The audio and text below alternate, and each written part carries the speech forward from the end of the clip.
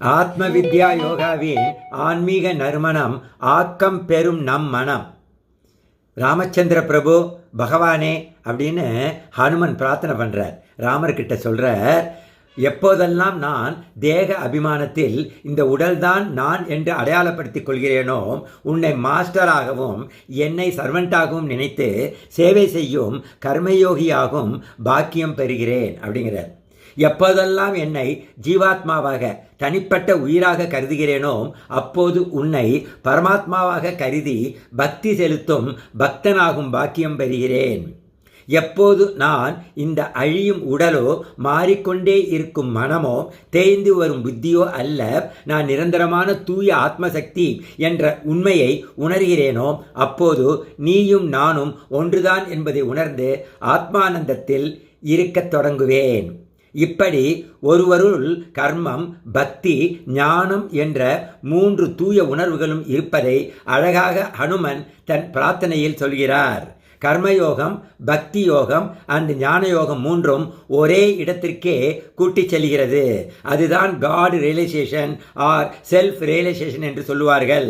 தன்னை உணர்தல், தன் ஆத்மாவை நான் என்று உணர்தல். இந்த உடலையோ மனதையோ அல்லது உடைமைகளையோ பதவியையோ பட்டத்தையோ அல்லது உறவுகளையோ நான் என்று சொல்லிக் கொள்வது அறியாமை என்று சொல்கிறார்கள்.